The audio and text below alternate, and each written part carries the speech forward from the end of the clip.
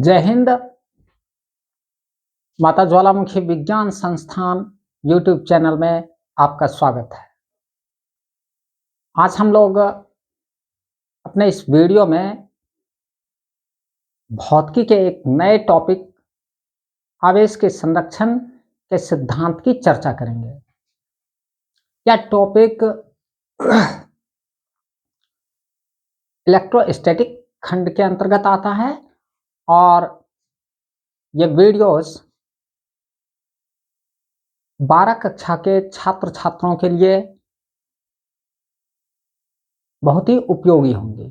तो आप सबके लिए मैं हिंदी मीडियम के बुक्स जो 12 कक्षा के लिए हैं उस बुक्स के प्रत्येक टॉपिक पर अच्छे तरीके से वीडियोस इसी तरह अपलोड करता रहूँगा और आप वीडियो के माध्यम से उन सारे टॉपिक्स की जानकारी अच्छे से प्राप्त कर सकते हैं। तो चलिए शुरू करते हैं कि आवेश के संरक्षण का सिद्धांत क्या है।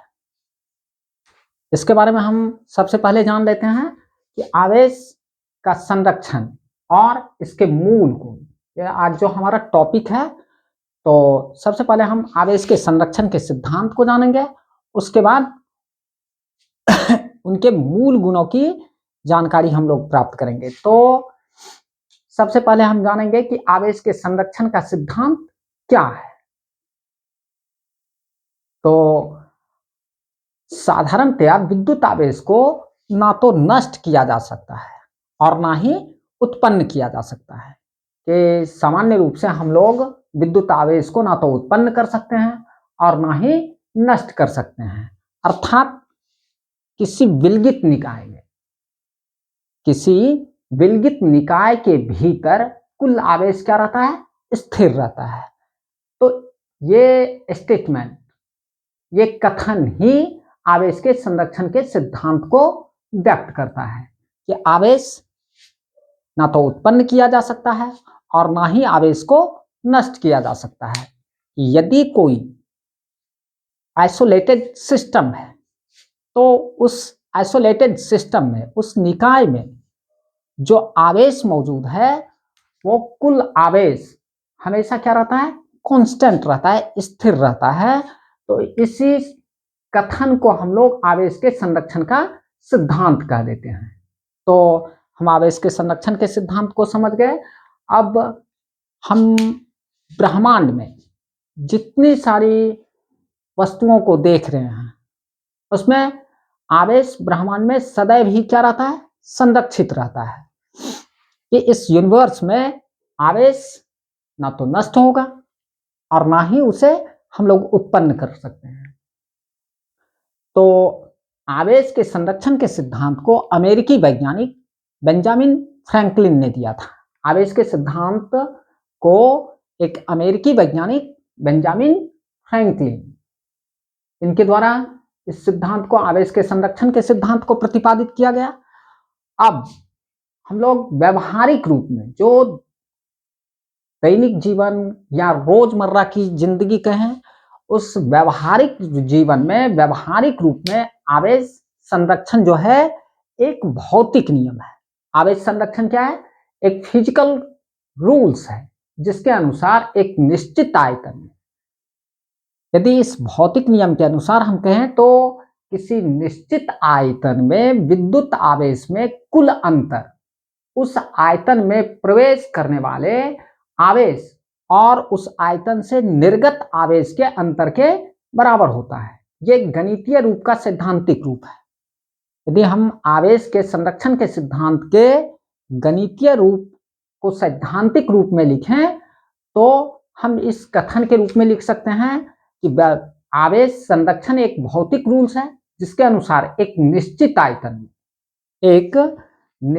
आयतन में विद्युत आवेश में कुल अंतर, कि किसी विद्युत आवेश में एक निश्चित आयतन में विद्युत आवेश में कुल अंतर उस आयतन में प्रवेश करने वाले आवेश और उस आयतन से निर्गत आवेश के अंतर के बराबर होता है। तो ये आवेश के संरक्षण के सिद्धांत का गणितीय रूप है, और गणित के अनुसार आवेश के संरक्षण के सिद्धांत को, यदि हम गणितीय रूप में आवेश के संरक्षण के सिद्धांत को बोलना चाहें तो उससे हम लोग निरंतरता के समीकरण के रूप में व्यक्त कर सकते हैं कि आवेश के संरक्षण के सिद्धांत को हम लोग किस रूप में, निरंतरता समीकरण के रूप में व्यक्त कर सकते हैं। अब हमने यहाँ क्या किया, यहाँ पर बात किया कि एक निश्चित आयतन में विद्युत आवेश में कुल अंतर उस आयतन में प्रवेश करने वाले आवेश और उस आयतन से निर्गत आवेश के अंतर के बराबर होता है।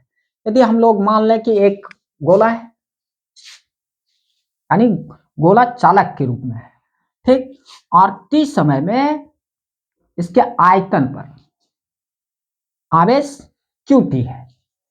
अब हम एक समय अंतराल ले लेते हैं t1 और t2। तो t1 समय पर इस गोले पर जो आवेश मौजूद है वो qt1 होगा, और t2 समय पर गोले पर जो आवेश है वो qt2 है। तो अब हम देखते हैं कि इस समय अंतराल के मध्य t1 टाइम और t2 टाइम के मध्य q चार्ज इन कर रहा है, यानी गोले पर आ रहा है, और q चार्ज गोले से आउट हो रहा है। तो गोले का वॉल्यूम एक समान है, लेकिन समय अंतराल, अलग अलग समय अंतराल के मध्य कुछ चार्ज गोले पर आता है और कुछ चार्ज गोले से बाहर निकलता है। और यदि हम गोला लिए हैं तो उसका वॉल्यूम क्या होगा, कांस्टेंट होगा, सर्टेन होगा। तो अब हम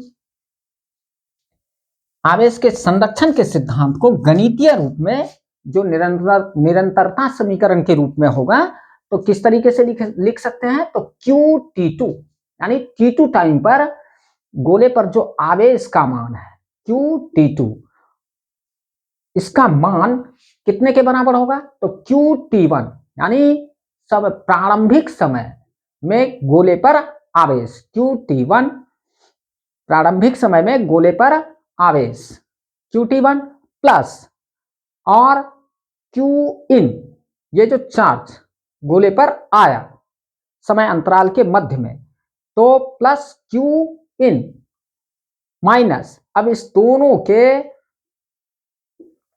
योग में हम लोग बीजगणितीय योग में किसको, तो जितना चार्ज t1 t2 समय अंतराल के मध्य जितना चार्ज गोले से आउट हो रहा है उसको माइनस कर लिए, तो qt2 equal to qt1 plus qin minus q out. अब देखिए, जितना हम जानते हैं कि जितना q इन हो रहा है उतना q आउट हो रहा है, तो इस कैंसिलेशन के बाद qt2 इक्वल टू qt1 प्राप्त होगा। तो इस तरीके से हम देख रहे हैं कि आवेश ना तो घट रहा है ना बढ़ रहा है, आवेश का मान t1 और t2 समय अंतराल में इक्वल है। तो इससे आवेश के संरक्षण के सिद्धांत का प्रूफमेंट हो जाता है। तो इस तरीके से हम आवेश के संरक्षण के सिद्धांत को गणितीय रूप में व्यक्त कर लिए। तो इसके बाद हम आवेश के संरक्षण के सिद्धांत के लिए अन्य उदाहरणों की व्याख्या करेंगे दूसरे वीडियोज में। और ये वीडियोज, ये जो इलेक्ट्रोस्टैटिक्स जो हमारे विद्युत चैप्टर का एक खंड है, जो 12 क्लास के छात्र छात्राओं के लिए बहुत ही उपयोगी है। तो यदि आप हिंदी मीडियम में क्लासेस कर रहे हैं तो फिजिक्स के लिए आप हमारे वीडियो को देख सकते हैं।